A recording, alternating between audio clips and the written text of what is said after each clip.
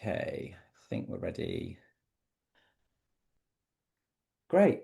Welcome everyone to SEO Office Hours. My name is Michael Chidzey. I'm an SEO here at Good Signals. And part of what we do, along with special guests, are these office hour sessions where people can jump in and ask their questions around their website and web search. By the way, nobody here is in the hot seat and we might not know all the answers, but multiple heads thinking about a problem should help. We've had a bunch of questions submitted already, as you can see, which we'll go through. But if there's anybody here live on the call who would like to ask any questions, feel free to flag yourself in the chat functionality, which will be monitored. Also, there's usually a bunch of other amazing SEOs live on the call that share their ideas, experiences, and perspectives. I personally think that's one of the best things about SEO Office Hours is not just hearing from the four of us, but from everybody else as well. So please continue to do that. Like always, with me today is Juliana Turnbull, also known as SEO Joe Blogs. Good morning. Hello, Mike. Good morning, and welcome to our special guests, Charlie and Anna. It is our 73rd episode today. Thank you, all of you, for joining us. Thank you, Jonathan, Preeti. We have Simon, Nat. We have Steve, Jordan, Francisca, Albert. We also have Boran, Neil, Ikra, Jack, Jeff, Ketel, see, and everyone else that's joining us in the recording. As you are all enjoying the show, do remember to click a like on the video and subscribe to the YouTube channel, the Good Signals YouTube channel. So yeah, today's been a very busy week. Google AI mode has launched in another country, the UK. So let's see what happened if we have any questions about that today. But I'll pass back to Mike to say hello and then I'll introduce our speakers. Yes, good morning. You're right, Joe. And we've got lots of questions about AI mode, or I'll try and turn that into one. But yeah, go ahead, introduce Charlie and Anna, please. Well, welcome to the show, Charlie. Charlie, you have been in the industry for well over a decade. You've worked in-house, you've worked agency side, and you've also, as a consultancy and through your business, you've helped businesses build websites that actually generate conversions and generate a lot of traffic. You're also a regular industry speaker, presenting at many events, Brighton SEO, Search Stars, Search London, Digital Olympus, and you're running a course at Brighton SEO. You're running a workshop actually about crawling and indexing in October. That looks exciting. Share the chat I'll share it in the chat here. Welcome, Charlie. Hi, Joe. Thank you very much and appreciate that very lovely introduction. It's always slightly weird hearing someone talk about like in that kind of regard, but I really appreciate the kind words. No problem. And yeah, I've known Charlie for some time. You've spoken at Search London, and we've met many times outside that. Good to have you on the show. And hello, Anna. Welcome to SEO Office Hours. You are a senior SEO specialist, and you have over 8 years of experience working in SEO. You are a natural problem solver, and you quickly identified and prevented quite a lot of unethical SEO techniques used by some competitors. You actually stopped over 3,000 fake URLs. That's quite interesting from being indexed. And you actually recently cracked a complex CMS issue. You have a lot of experience, extensive experience in website audits, keyword research, and website prototyping. And you were a great referral from Lisa, who came on the show before. So welcome, Anna, to the show. Thank you. Appreciate this introduction. So I've shared a link with Anna, the LinkedIn link, and Charlie's profile as well in the chat. So do connect with them both. And as Mike said, if anybody has any questions, please also write in the chat. This is a office hours, so you can ask any question you want. There is no such thing as a silly question or to be hesitant. We are all learning something new today, as we saw this week. Google AI mode in the UK. So lots of new things coming out, and we are here to learn, share, and gain more experience. So I'll pass back to Mike. Great, who you can see is lost in questions at the moment, trying to find one particular one because you've mentioned AI mode several times. But I believe the question was somebody had sent over, we had a few different questions about it, but one of them in particular was that there was an article on BBC News showing that AI mode is currently rolling out across the UK. And they just wanted to hear thoughts like, Well, obviously, we had talked about it a few weeks ago, and the fact that it had been that it was in the US and was rolling out in India at the time. So, just wondering, what have people read? What do people think? Who would like to kick off? Joe, you've mentioned it several times. Why don't you start? How do you feel about AI mode? Yeah, sure. I think this is an exciting time to see. So I'm just writing the question here, actually. Sorry. I think it is an interesting and exciting times in the search industry. I think it's another, I would say, element that SEOs are going to be working with. We have seen if the search experience changed considerably since the internet was launched back in whenever anyone got internet access, some people in the late 90s, some in the early 2000s. So I would see this as just another element of how we managing the SERP. In terms of what can we do about it, I would say let's have a play with it. Let's give her some time to actually to use it to see how it relates to what we've seen before, Google AI overviews. Of course, there's also been studies that have come out about it, AI mode in the US, and I'm sure we will see some studies as well come out about how AI mode is in the UK versus the US versus India. So I would suggest give yourself some time to play around with it, see how it's different to the regular search results. I used using a VPN to look at the US. It was very interesting, but again, we don't know at the moment like how much we can track. I would say keep AI as part of your marketing strategy and give yourselves that breathing room to be able to, as I mentioned, do a few tests. And hopefully, of course, we'll be able to see these results in Google Search Console soon. I do believe actually that Dana has a quite an interesting course going out next week, August 19th. I'll find a link in 2 weeks' time about tracking your AI. So I'll look for that and I'll add it into the chat. Great. Charlie, you're a consultant. Have clients been asking about it? What have you been saying, or is it just too early? Absolutely, yeah.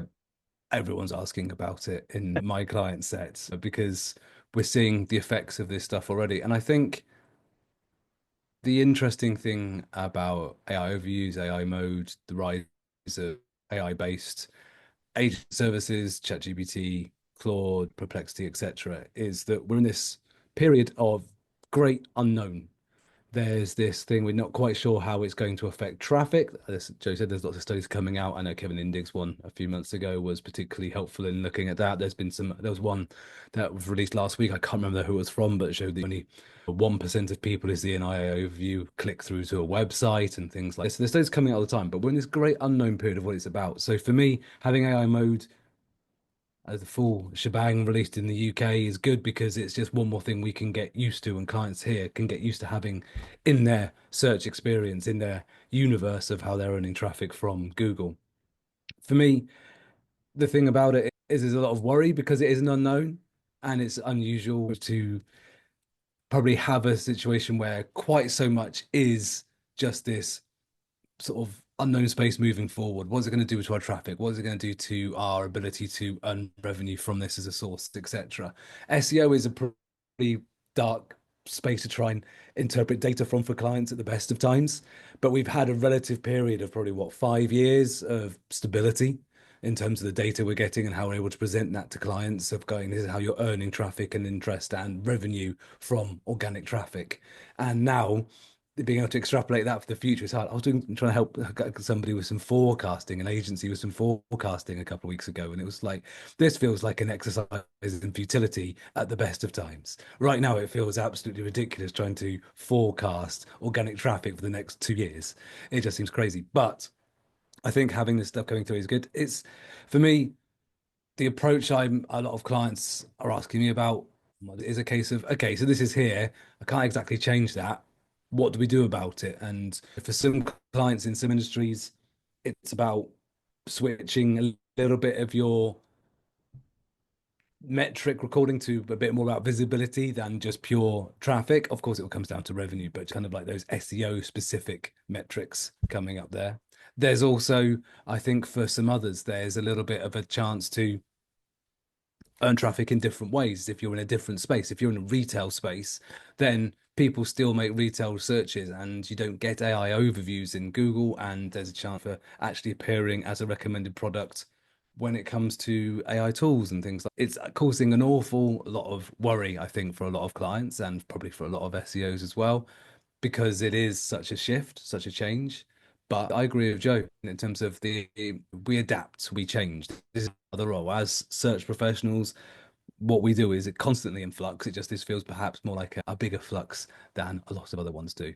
I see Steve's here from Systrix and so on. I was saying literally to someone the other day, some people I feel most sorry for some of the tools because I'm constantly trying to work out how to record all presence and data because I, as an independent SEO person, I can still help you get traffic. I can still help you build a better website. I can still help you understand what to write about and what your audience cares about. My entire model of it being based on advice consultancy. But if I was in the space of going, right, I've got to actually give you data on what's happening, my goodness, that is a hard job right now. I think it's affecting everybody.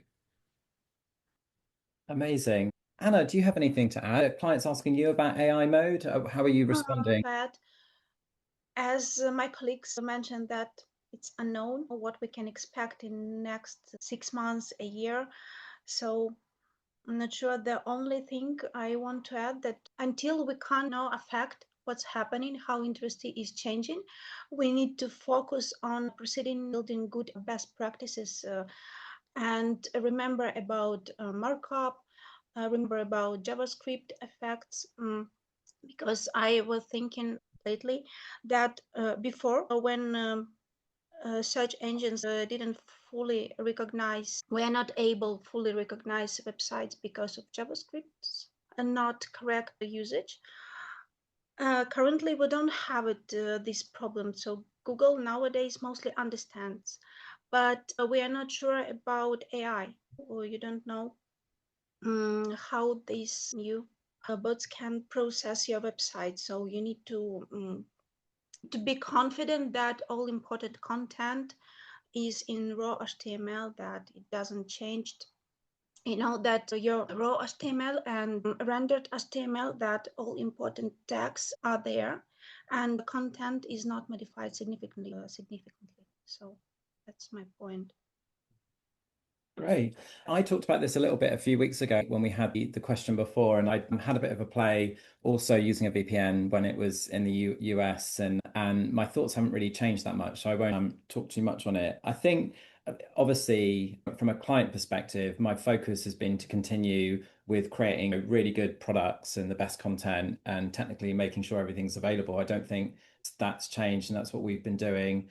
Yeah, that's what we've been doing forever. I think one of the things I quite like about AI mode is that it feels like there are some more opportunities as well as what we have on the sort of more traditional SERP. So I quite like the sort of related articles that are provided on a subject, because I feel like I've been pushing for a long time with what I've been doing, that we've got to have a real point of difference when we're talking about a subject. And I feel like that's the type of stuff that's being pulled through as opposed to the same page again and again. And the other thing which I think like we've been focusing on for the last sort of couple of years at least is really focusing on that kind of creating content based on data that's unique to us, or maybe data that we've collected somehow, but having a real reason to be that source that places use. And then we've gone on to use that for things like digital PR and so on. So yeah, I guess at the moment it's so early. Like it's some computers in the UK don't even have it yet. As some Googlers don't have. We'll wait and see. But we have a semi-related question. But Joe, do you want to just cover what's in the chat? Yeah, we've already had quite a few people mentioning things around this topic. So I also wanted to share, actually, it's Dana T. Masso's webinar, not course. It's a webinar taking place on August 19th, and she's doing it about uncovering AI insights in your GA4 data. So I've shared the link there. Yeah, just a few things. So Jeff was saying the AI mode in the UK, very glad I'm not in publisher or news space right now. Yes. And Nat was saying, yeah, and her very quick experience using it, it's so different to a normal SERP. Yeah, and pretty impossible really to compare it. Franzi was saying that actually normally she's annoyed that Germany is always behind But this time behind in terms of search, what happens in search. But this time she actually feels it's quite a good thing because she can listen to what everyone else is feeling and experiencing before it's actually launched there. Simon mentioned that Google have an opportunity to dominate AI search because OpenAI are just scraping Google SERPs. It's all still SEO though. Forget all those other names people are using like GEO, AIO. Isaac made a good point. He said that we should prepare ourselves to lose even more traffic with AI mode. In our case, they've been trying things to optimize content for capturing AIO. And surprise, it's the old SEO. He believes that in industries with a lot of confidence, industries that have a lot of competence, a big company, and these websites that have good DR and they have a lot of investment on EEAT, they will have a way to thrive and to get sourced within the AI search engine. So AI mode, AIO. And also, yeah. Oh, Mike, you shared something that was great from what Natalia. So Natalia's on the call today, and she spoke at Google Search Central Live last week, and you just shared a great link on that. Thank you. Yeah, sorry, that's just it's a recap of the whole event actually, rather than specific to this question. I just thought if I don't share it now, I'll forget. So I'll put it on YouTube as well. But it feels like a lot was shared and revealed during that 3-day event, and I think that's a really good recap. Dan Taylor did a good recap as well on one of the news websites. Can't remember which one, so I don't want to get it wrong because I get told off for doing that. So yeah, I'll no, share but it. it looks really good. Yeah, and David, who came on the show as well at the beginning of the month, he was also speaking at Google Search Central in Thailand. Yeah. And Preeti said Search Engine Journal. That's where Thanks, Dan. BT. I'll share the link in a sec. Just the other thing with AI mode, we had a question on this AI overviews a few weeks ago as well, but I've noticed it even more since, is that some of the articles at the moment that seem to be being served are not the greatest, I would say. One of the questions a few weeks ago was just about should we try and appear on all of these and as like a bit of a link building tactic? And I don't know if I would. So I just wanted to highlight that again because it was something that came up in there. Some of these aren't the best, so I probably wouldn't want to be associated with them. On that point, right, if I may, I think that's an interesting thing is we look at this obviously with our SEO lens, and that's the whole point of the call today as well. We're all chatting. I wonder with the introduction of AI overviews and with AI mode coming in, and we'll see how much take up it gets from the public, how much the wider public actually thinks this has improved search results. I think we all saw the articles over the last couple of years about complaining about Google search results. People were not happy with them, and this has definitely been part of the impetus to the move to people using ChatGPT, etc., for a lot of their daily searches because people were not happy with it. We all know it was all fun being, snake oil salesmen and content goblins, which I put on my business card. But there's a genuine feeling amongst a lot of people that Google search results were just a bit crap, and people who are aware of some SEO kind of go, oh, it's all just SEO stuff rather than actually being helpful. The classic example being people going, I want a recipe. I don't want 5,000 words before I can get to the recipe explaining how I cooked it, why I cooked it, and all this stuff. It's understandable. A lot of time we were too good at SEO and ruining a lot of search experiences. I'm not going to answer this now, but you say some of the articles appearing in our overviews aren't that good. But does the public actually like AI overviews? And if they pick up an AI mode and they start using it more, is it actually going to be a better product for users? And I think the answer in most cases is yes. I think a lot of the time especially when the public gets used to doing longer tail queries, not, plumber near me, but how do I fix a leaking tap in my shower or something like, it's like, are people going to get more used to this? Are they actually going to find it a better search experience? I do it. Some of the recipe sites are doomed. But I think there's a lot of self-introspection in what we're talking about here and going, and it's immediately, how do we game it? How do I get ranking? How do I get links on it? How do I do this kind of stuff? And it makes sense. It's our job at the end of the day. It's what we do. But I do wonder if we sometimes lose sight of the fact, is this actually going to be a change in the search results because it's better? And we've got to help clients adapt to that reality rather than looking for the kind of bridging tactic that's going to allow them to crowbar themselves into there. Very good point there, Charlie. Yeah, amazing point. I think the only thing I would come back on with that though, and just listening to some of the different conversations around AI mode and AI overviews and all of those things is at what point people stop publishing great content and publishing things because they're not seeing that end user. And so somebody said in the chat that eventually you've got AI learning from AI. I know Google said it's Search Central. That's not what happens. I'd be very interested to find out how they differentiate between AI content that isn't super obvious, that it's AI content. But yeah, like I guess that's the big problem at the moment is these people that are publishing great content and journalists that are working really hard on that stuff and bloggers and so on and clients. At what point do they just give up because they're not seeing that user? Or they move to a different model. I think we're going to Yeah. see an awful lot of people who have relied on search traffic as a primary thing. And this is a genuine thing I think about as a freelance consultant. I work with a variety of businesses, but often they're not always the biggest ones. Is the actual pool of people who are going to be looking for SEO services perhaps going to shrink slightly? Not like we're not losing our jobs, but just shrink slightly because for a lot of information types, a lot of business types, search is no longer going to be a really viable way of them making money. Sure, they love to appear in search results and they do, that's great, and they follow best practices, but investing loads in it is not going to drive an ROI for them in the same way as it has before.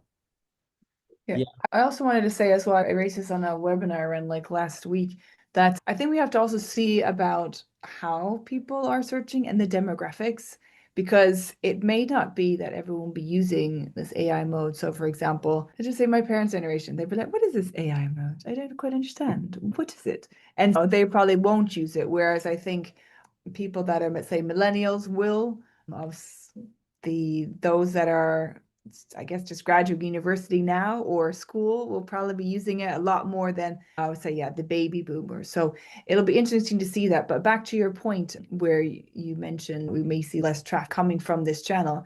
I think we've had this topic about sources of traffic for a long time. And I think you're not going to always want to put all your eggs in one basket. And SEO have seen some of their traffic being taken away because of how it's registered in Google Analytics or how other people attribute SEO. And I think this is one other area where I suppose this is going to affect like paid search. Or it may also affect the referral traffic. We've also discussed in other episodes the importance of brand.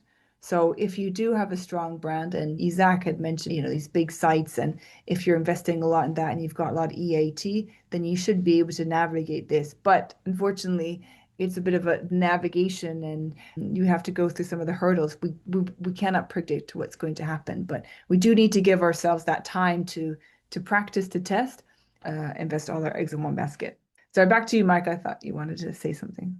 Yeah, the conversations that I've been having around this recently, based on clients have wanted to talk about how are we the ones that people remember? How do we become more memorable? And because there's been a lot of talk, and even in our sessions, about things like brand building, but also the key now is to be remembered, not just cited. Like, I don't have the answer for that at the moment about how we do that without doing some sort of major campaigns that say we've been doing for digital PR, but that's a very hard thing it's a bit of a stretch for me to be able to say, if you do this, it means you're going to be more remembered and therefore used in AI mode and so on. Charlie, you look like you wanted to say something.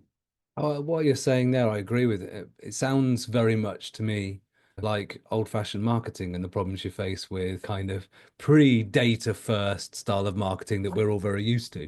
This idea of being able to connect digital PR efforts to success, this idea of being able to combine your content with being remembered, whatever kind of equation it is you're looking at. It's tough. It's hard. It's also quite a shift from being very, very data led, as most of us have been for a very long time. And we will still continue to be able to be more than most channels. But there's going to be this disconnect. And that relies on bigger budgets, which again excludes some people. It relies on a certain element of trust. It relies on being used to doing that. So companies that have advertising, above the line advertising campaigns, that have PR efforts, that are used to having this kind of sign of things happening and trusting that means that they're getting ROI in those investments. I think some of the points people have been raising about brand and things like that are absolutely spot on. There are certain data points we can use. Like if we see an increase in brand demand and things like that, that indicates there's good things happening. So there are ways that we can use existing workflows and processes to navigate this. And that's good. But it is going to take a little bit of, I think, for a lot of us getting used to it, including myself, like thinking that way or reporting that way or having those kinds of conversations with clients in a slightly different way than we have before. For me, it all comes down to those digital experiences people have and that brand experience people have of our clients. How can we create those? And there's the technical side, the content side, and the promotion side, just as there is at the moment. But the kind of scales and some of the techniques, probably pain, shall we say, I think will change. Amazing. So before we move on, obviously we've got some comments, but Anna, did you want to add anything else before we move on? No. Perfect. Joe, if you'd like to summarize anything that's left, and then we'll jump on to the next question. Yeah, we've got loads of comments. AI mode is, yeah, it's quite massive. So I'll just go through a few ones that we've said. Yeah, Steve said very good point on the content creation. There needs to be a kickback. Nat said that they don't discriminate against AI content, but we should be aware that all their training data is human written content. So that's their benchmark to assess quality. Simon's saying, I've been saying this one for a very long time. Zach has said the AI mode will one day be the new SERP. Now it's on the side, but not for long. I hope not, Isaac. I do hope we have a bit more time with the traditional SERPs. Nat said that Google did not say when AI filters are coming to GSC. Yeah, so it looks like it's not going to come anytime soon, which is a little bit annoying, but you can track your traffic. You attend the webinar from Dana, and there's other platforms that help you to track your AI traffic too there in the marketplace. I'm just looking at a few other ones. Yeah, I think so. There's a question around from Jeff actually. He said, does anyone know how to analyze the fan out searches Google is doing for each query in the AI mode? I imagine being found there is a secret to be showing in AI mode. The fan out searches that Google's doing. I don't know how we can analyze that. Maybe some tools out there that can analyze that. I don't know if you, Mike.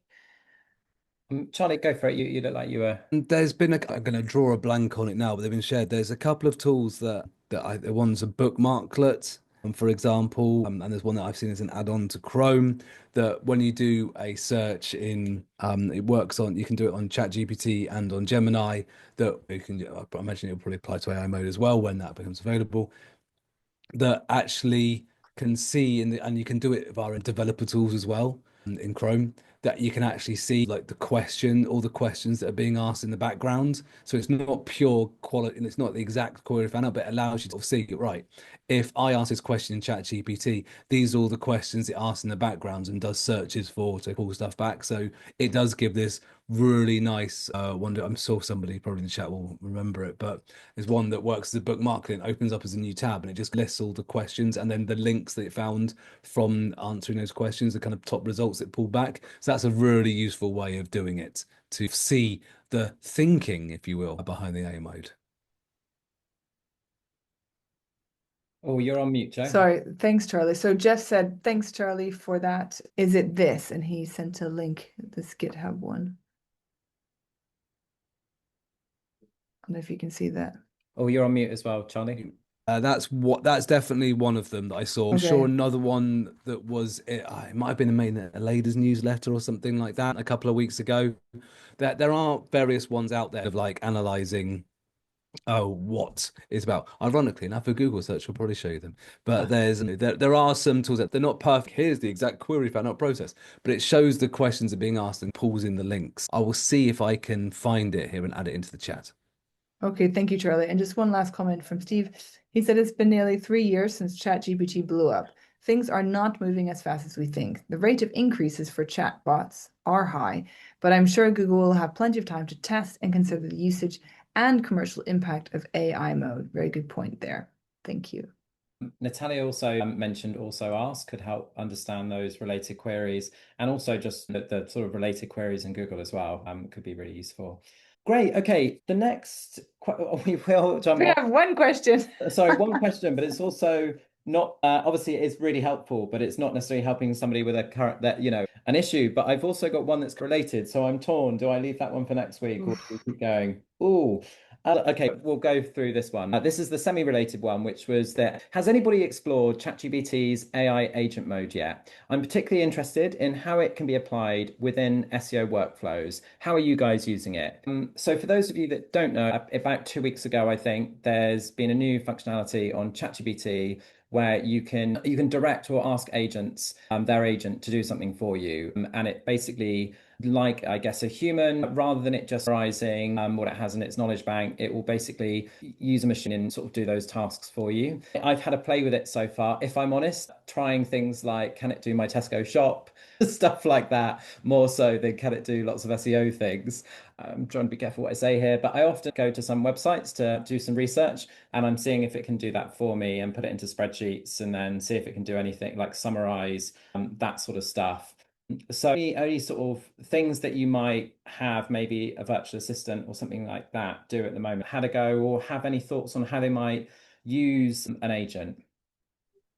As for me, I used it for researches and preparing some summaries as well. I also tried to process some keywords in bulk, but I found out that it mixed up my results. It changed volume and added some new keywords. And I decided not to play with it anymore because when you have to do it in bulk, you probably can then miss something. Yeah, I'm finding it's a little bit lazy as well at the moment, where it does part of the task that you ask it to, and then it's like, I'm done now. Charlie, have you had a play at all with it or had any thoughts about how you might use agents for SEO? Yes, I've had a little play with it in ChatGPT and in Claude, and just to, I think exactly as Anna was saying, help it me do some search processes and some kind of like data analysis, and using that as a way of trying to then build a process of taking that summary and putting it in here and all this kind of stuff a bit more than you do just with the normal modes. I also have been working with another consultant on a project for a client, and we were analyzing a traffic drop for a website last year where for some pages traffic fell off a cliff on a certain date. It was, I won't go into details because it's a bit boring, but we were trying to work out what it was. So my colleague actually put it into the agent and said, and gave it permission. We had to log in and give it permission to access Search Console data, and then we had to give permission, go to access these spreadsheets and download this data, analyze the trends. Read these websites about SEO events and tell us what your hypothesis about what caused this traffic drop. And it was like the event was in September. So it went, this is probably a result of the August core update or sort of stuff happening afterwards. And you go, okay, I mean, that's a bit late. That's your point. That's a little lazy. It's just going, the answer's 4, therefore the sum must be 2 plus 2. It wasn't actually that at all. I can understand why it wouldn't know the answer. The actual answer was there's a previous SEO agency just pumping the website full of fake traffic. And then they, when their contract ended, they pushed the off button, which was great. But it was an example of the agent was very good at actually being able to follow the tasks and do what we wanted. But the actual analysis bit, even that uses the kind of deeper analysis parts of ChatGPT, wasn't quite up to snuff. So I'm excited about the possibility as an independent SEO to be able to use some of these agents to do certain tasks for me, tasks that I've spent too much time doing that aren't particularly necessarily skillful or just take me a lot longer to do than the computer would do by grabbing information, putting it in place and stuff like that. So that I'm excited about. Maybe replacing my job entirely so I can go and live on a beach somewhere. Maybe not yet, unfortunately. I actually find even if you're super polite, it doesn't make a difference, just in case you were wondering. Any thoughts or anything in the chat before we jump to the next question? Jonathan's been saying that I started using XML in my prompts for research tags, and the consistency has dramatically improved. Steve said that an MCP interface has just been implemented here. He's interested to see how people use their data for AI-driven work chains. And ChatGPT is worse at maths than me. That's saying something, says Jojo. No, that's all. Okay, great. So the next question, at the beginning of this session, I shared a document of some structured data. I'll just share it again now.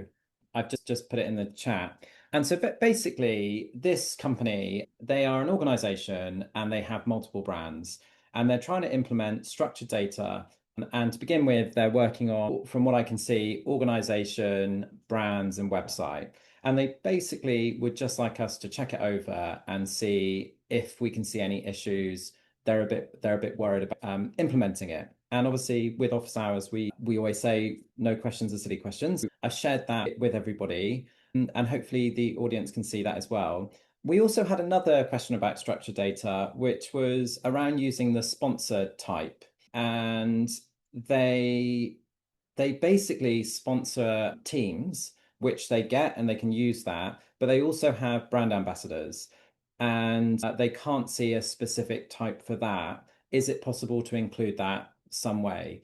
So we've got both of those around structured data. Did anybody get a chance to have a look at it? And do you have any thoughts on, obviously there are tools such as the rich results tester and so on that people can use in schema validator, which if you just Google, you'll be able to check to make sure everything's working. Did anybody get a chance to have a look and see if there's any ways of improving or anything that looks off? It's totally no worries if not. Joe, did you get a chance to have a look? I can see from your eyes that you're looking now. No, I didn't. I'm trying to find that question. I put question 3 in the chat, but I can't find the Okay. first one that you just mentioned. Oh, I see. Oh, maybe I didn't share that beforehand. Sorry. Okay, maybe I'll start because I was one that did get a chance to have a look at it, and that might help. But I've put it in some of those tools, and it seems to be the setup seems to be working fine. I would probably enhance it a little bit. For example, you could add descriptions for your to make it very clear about your organization, your brands, and your website, and what makes them different, like points of difference. You could add things like maybe your founder, if that person is well known. With all of this stuff, you can include links to maybe some press articles to back up some of the things that you've said here. So, for instance, just to show that you're a real organization and so on. If you're in any papers or any decent websites, I wouldn't bother with anything that's not that great. And also things like Wikipedia, that can be quite useful as well to if you've got your company's got a Wikipedia page or any of the brands. I mentioned about the founder, all of that you can also include if that person happens to be well known. You can include links to anything, any interviews or anything like that. There was something else. Oh, you mentioned about the other question was about the sponsor tag, type and teams. And I would just put your brand ambassadors as sponsors as well if there's like an official partnership there. And same as I just mentioned with including articles to that relationship. So say, for instance, if you've got if it was a big deal and they're quite well known, particularly if they're in your area, I would be keen to go and find anything that's covered in that. I don't know if there was any other advice. Has anybody now had a chance to have a look? What's I've just been talking at everybody? Or do we have anything in the chat, Joe? If not, It might work well for ambassadors, but they'd have to be on their own sites. Sorry. No, I don't think so. Sorry. okay. Anna, do you have any thoughts? Yes, I have a look, but it's template. It's hard to say until I see if we check organization part and if we check brand part, we have different URLs here. And I'm not sure about two different URLs to two different brands working in the same markup. It's hard to tell until I see final URLs what is supposed to be here. But I don't think it will bring any harm, significant harm, but I'm not sure how it will work because I tested it with different tools, and technically this markup, it doesn't contain any errors, but if we check by rich results tool, it does not recognize it. So it will not bring harm, but I'm not sure if it will work in the way it is configured right now.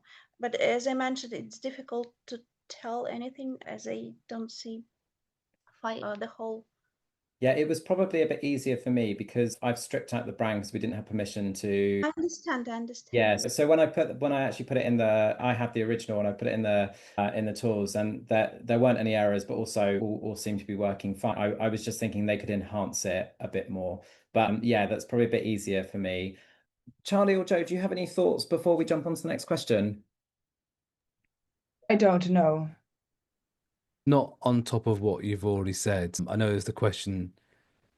I've got the question in front of me as well. You said about they're looking to use the ID to link everything together. Yes. And I was doing some readings before the call started, and I was just trying to work out if you can use ID this way. And I was like looking at various forum posts, and some people saying, "Oh, you can use it this way." And then there was one post that said that I think I'm just going to read it here. So if at ID is a unique identifier specific to the entity, it could be helpful to use the ID in the organization schema, which is the application here, to help Google tie it all together. But then they've also said that they saw a thing from John Mueller saying not to do that. So as usual, you try and do some research on it, and you end up with contradictory answers when it comes to complicated uses of schema that stray away from the standard. So I'm going to claim I'm not as much of an expert on this as I need to be to answer that well. Okay, great. Joe, is there anything in the chat? I can see Simon is promoting himself as a potential ambassador for Ferrero Rocher. I second that.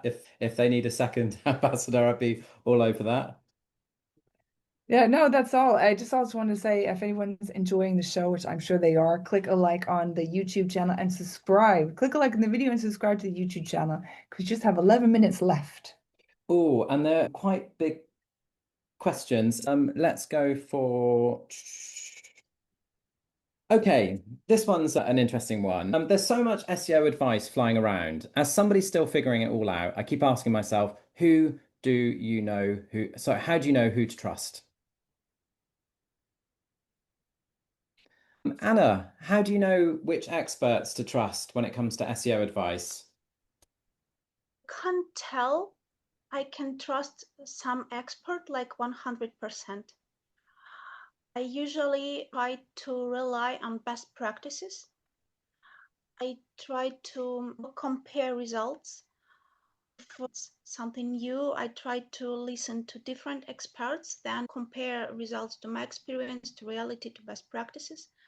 And based on, because we are all human, and even best practices I always check what we have on SERP, because sometimes I saw websites that, based on the way they are optimized, we can write a guide what not to do with your website, but they are top one and top one forever, for years.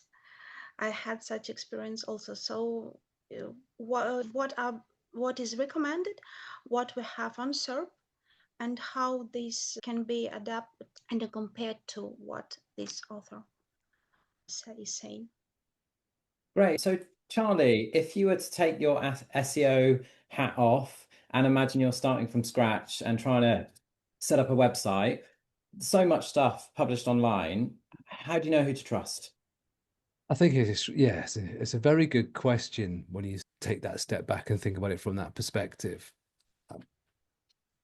I think that if you do a cursory amount of research into SEO discourse, reading, etc., kind of coverage, you start seeing that there are certain publications, for example, search engine landing, etc., that are very well established. They look more professional, they have like good resources, that kind of thing, and they start and they get cited everywhere else.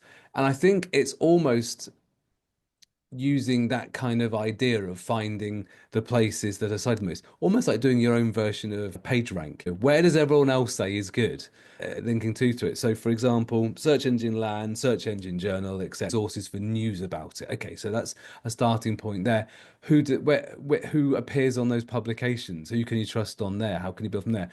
Who is a regular speaker at events and things like that? One of the obvious ones, kind of like let's pick a Leda, for example, as a great name in the industry, someone who speaks everywhere, who has a hugely popular weekly newsletter curating the latest news. So this is a trusted source that's valued by many, many people in the industry. I would tell someone new to it to gravitate towards that, go towards what appears to be highly cited stuff within the industry.